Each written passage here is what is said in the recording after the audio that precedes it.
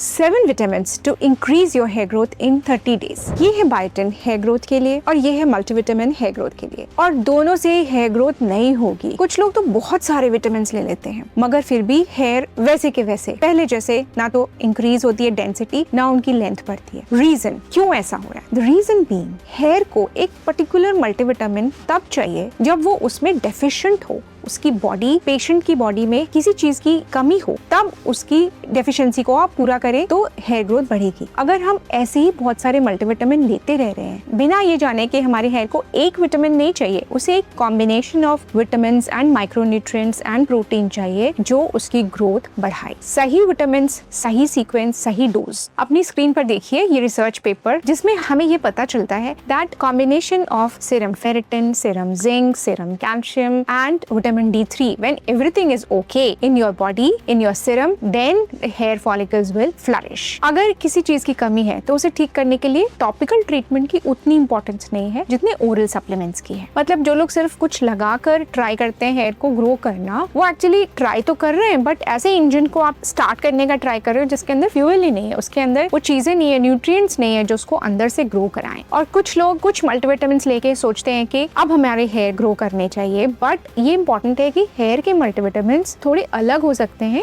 General multivitamin से जो हम नॉर्मली एंटीबायोटिक्स के साथ या वैसे खाते हैं अपने प्रिस्क्राइब्ड प्रिस्क्रिप्शन से। तो सही क्या है? ये एग्जैक्ट 7 विटामिन्स जो आपको हेयर को अंदर से ग्रो करने में हेल्प करते हैं। ऐसा देखा गया है कि ह्यूमन बॉडी में इन विटामिन्स एंड मिनरल्स की कमी सबसे ज्यादा होती है, और जब हम इनको पूरा करते हैं तो हेयर अपने आप एक जिगसॉ पजल में जैसे चीजें फिट हो जाएं वैसे ग्रो करना स्टार्ट कर देते हैं। और इसमें से नंबर 4 पर जो मल्टीविटामिन है वो सबसे ज्यादा डेफिशिएंट देखा गया है, न सिर्फ मेल्स में बल्कि फीमेल्स में भी। तो आइए जानते हैं ये कौन से मल्टीविटामिन एंड मिनरल्स की हम बात कर रहे हैं।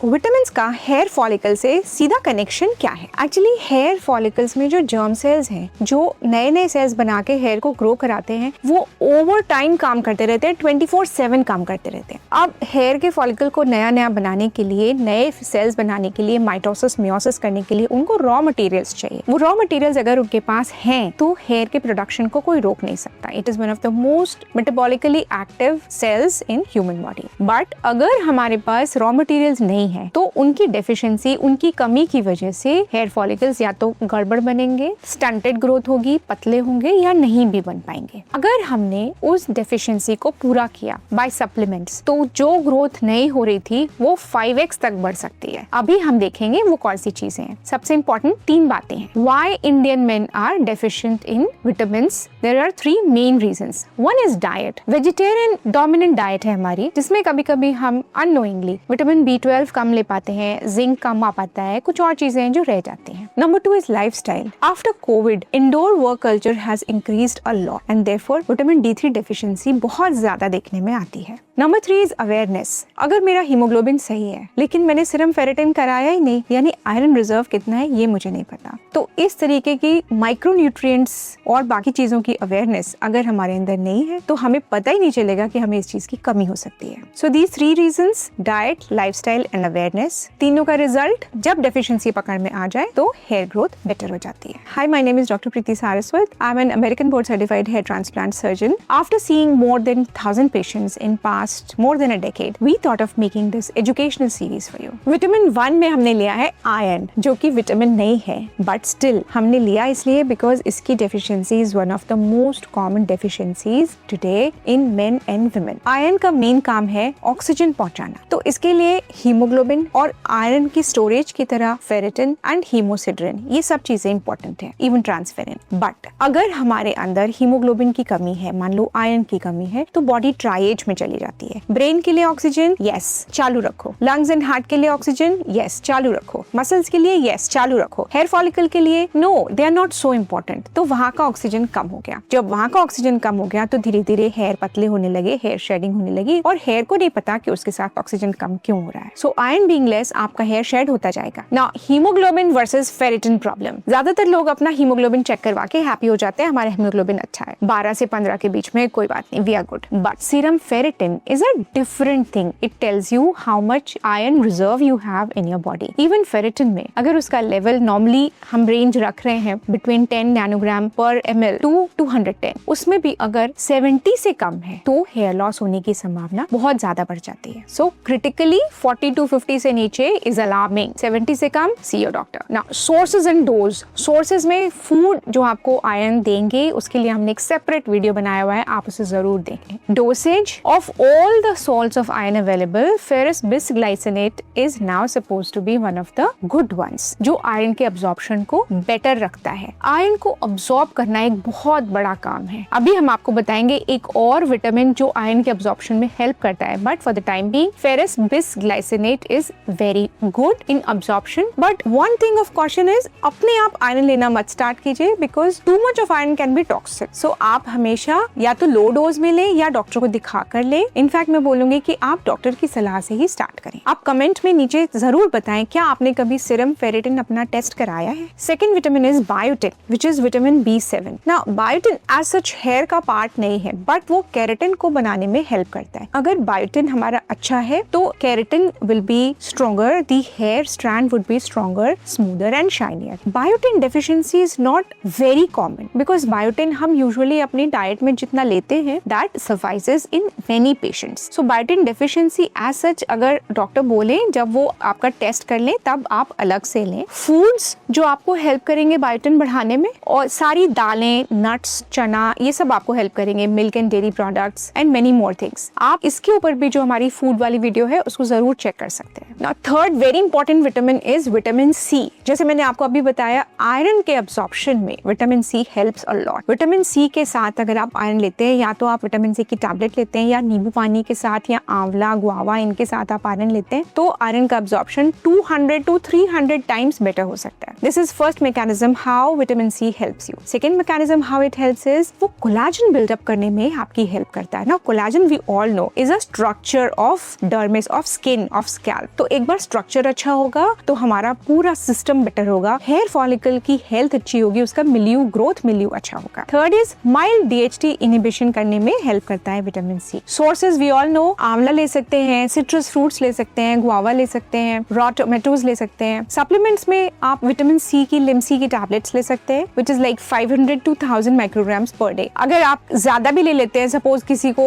पता नहीं है बट उसने बहुत लंबे समय तक ले लिया, तो विटामिन सी से ज्यादा प्रॉब्लम इसलिए नहीं होता बिकॉज ये वाटर सॉल्युबल विटामिन है and it gets excreted very fast. Fourth vitamin, vitamin D3। Vitamin D3 is so important. Why? Follicle के साथ क्या रिलेशन है विटामिन D3 का? फॉलिकल के रूट में विटामिन D3 का एक रिसेप्टर है। अगर विटामिन D3 फॉलिकल के रिसेप्टर पे जाके लग जाता है तो वो हेयर ग्रोथ फेज, एनार्जेंट फेज में जाने में हेल्प करता है, वो बड़ा और अच्छा बाल बन के उगेगा। अगर विटामिन D3 डेफिशिएंट है हम और वो रिसेप्टर खाली है तो वो वाला हेयर जो एनार्जेंट फेज में होना था उसको शेडिंग फेज में धक्का दे दिया जाएगा and then the hair will be shed, gradually thinned and shed off. Target numbers आप हमेशा देखोगे आपके ब्लड रिपोर्ट्स पे लिखा रहेगा below 20 deficient, 20 to 30 insufficient, 20 to 40 insufficient, above 40 adequate. So ये जो नंबर्स है ये आपकी हेयर साइकिल के सपोर्ट में हेल्प करते हैं। नाउ सोर्सेज में फूड सोर्सेज आप हमारा वीडियो तो चेक कर ही सकते हैं, but all the dairy products including milk, cheese, yogurt, paneer, all these are full of vitamin D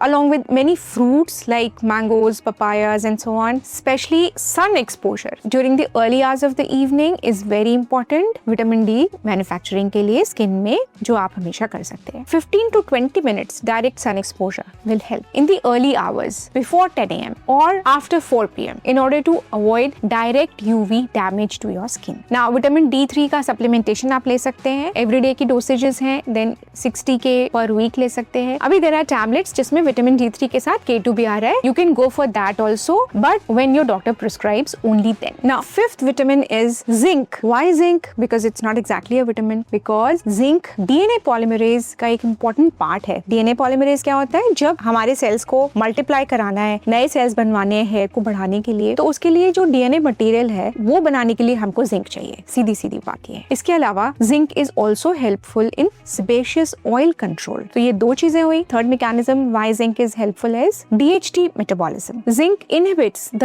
alpha reductase activity in follicles. तो जब DHT को डाउन रेगुलेट करता है तो हमारे हेयर फॉलिकल्स बेटर हो जाते हैं। सो ये तीन चीजें जिंक एक साथ करता है, ना सिर्फ हेयर की ग्रोथ सेल्स को बढ़ाना बल्कि सीबम को रेगुलेट करना और DHT के इफेक्ट को कम करना। सोर्सेज जिंक के क्या क्या हो सकते हैं pumpkin seeds, walnuts, almonds, ये सब चीजें जिंक बढ़ाती हैं। Also sesame seeds. Zinc supplement आप तभी लें जब आपके डॉक्टर आपको बोले, they will tell you the dosage also. Zinc और कॉपर दोनों साथ में एक दूसरे को बैलेंस करते रहते हैं। अगर जिंक ज्यादा हो जाएगा तो कॉपर की डेफिशिएंसी हो जाएगी, so it is very important आप अपने डॉक्टर से बात करके ही जिंक लें। The sixth vitamin is vitamin E. Vitamin E is a well known antioxidant. जब हमारे हेयर सेल्स जल्दी जल्दी ग्रो करते रहते हैं तो ढेर सारा ऑक्सीडेटिव फैक्टर भी रिलीज होता है, रिएक्टिव ऑक्सीजन स्पीशीज। इनको साथ साथ सफाई करना, इनको हटाना बहुत जरूरी है जिससे अच्छी ग्रोथ होती रहे। तो ये काम विटामिन ई करता है ना। अगर हम किसी ऐसी जगह रहते हैं जहाँ ऑलरेडी बहुत पोल्यूशन है, जैसे मेट्रोज हुए दिल्ली, बंगलुरु, मुंबई, और वहाँ पर हमको पहले से ही ऑक्सीडेशन का प्रॉब्लम है एंड ROS स्पीशीज वैसे ही बहुत ज्यादा है, तो विटामिन ई बहुत सारा उधर भी जाता है। तो ऐसे में हमको विटामिन ई की जरूरत और ज्यादा पड़ती है। Pollution, UV rays and stress, ये तीनों मिलके ऑक्सीडेटिव स्ट्रेस इंक्रीज करते हैं और इसका लोड विटामिन ई लेता है। सोर्सेज फूड के क्या हो सकते हैं इसके? Walnuts, avocado, almonds, sunflower seeds. Supplements we can take of vitamin E as per our doctor's advice. Natural source of vitamin E से D-alpha tocopherol मिलता है। Synthetic source of vitamin E से DL-alpha tocopherol मिलता है। Why natural is better? Because the absorption of natural vitamin E is double than of synthetic. So always go for natural vitamin E. Now the seventh vitamin is vitamin B12. Why B12 is important? Because in order to have DNA function properly, we need vitamin B12 for a proper formation of cell. अब ये oxygen ले जाने के लिए बहुत जरूरी है। Oxygen vitamin B12 जब सेल के अंदर लेकर जाता है तभी ऑक्सीजन की वजह से हमें ग्रोथ मिलती है हेयर सेल्स की। एक्सक्लूसिवली ऐसा बोल सकते हैं कि ये एनिमल प्रोडक्ट्स में ही मिलता है, जैसे meat, fish, eggs, dairy, but कुछ फूड आइटम्स जैसे मिल्क प्रोडक्ट्स में भी there is some amount of vitamin B12, though not much. So we can take fortified items of vitamin B12 या हम इसके सप्लीमेंट्स भी ले सकते हैं अगर जरूरत लगती है और हमें कम मिलता है। तो उसमें एक टैबलेट्स जो आती है, सबलिंगुअल टैबलेट्स भी आती है, मिथाइल कोबालामीन, वो आप ले सकते हो, और ओरल भी आती है। तो बहुत ज्यादा डोसेज की बजाय हम 1000 to 1500 micrograms per day we can take, but I advise you to consult your doctor first before opting for this tablet. So for vegetarians food में आप पनीर, दही एंड अदर मिल्क प्रोडक्ट्स आप ले सकते हो। You will get some vitamin B12 definitely from there. If there is still deficiency as per your blood checkup, then go for therapeutic B12 tablets. Coming to the right protocol, क्या होना चाहिए अगर आपको ये विटामिन्स के बारे में अपने लिए पता करना है? आप डॉक्टर के पास जाएं, डॉक्टर आपके टेस्ट कराएंगे, उसके बाद they will give you supplements. So use this smarter way than self-medicating yourself. Probably जब आप जाएंगे तो आपके टेस्ट्स में serum ferritin along with hemoglobin and serum B12, serum D3, serum calcium, serum zinc, along with other hormonal parameters जो हम अभी नहीं बात करें, we are talking only about vitamins and minerals. तो this will be done for you. ये panel एक बार आप जरूर कराएं। इसके रिजल्ट्स यूजुअली 24 to 48 आवर्स में आ जाते हैं। नाउ रिजल्ट्स में देखें आप कोई चीज डेफिशिएंट है, इनसफिशिएंट है या अप्रोप्रिएट है, accordingly your doctor will prescribe you the medication. And there is now something called food first principle. अगर कोई चीज इनसफिशिएंट है तो यूजुअली वो डाइट से पूरी होने के चांसेस हैं, बट अगर बहुत ही कम है, डेफिशिएंट है, तो फिर आपके डॉक्टर आपको दवाई देंगे, because then you need to fill a gap which will not be filled by food alone. Do not forget to share this video with your family and friends who want to know about multivitamins for their shedding of hair. If you want to know about 7 simple foods to increase your hair growth, you can click the link on the left. And if you want to know 5 habits which are secretly destroying your hairline, you can click the link on the right.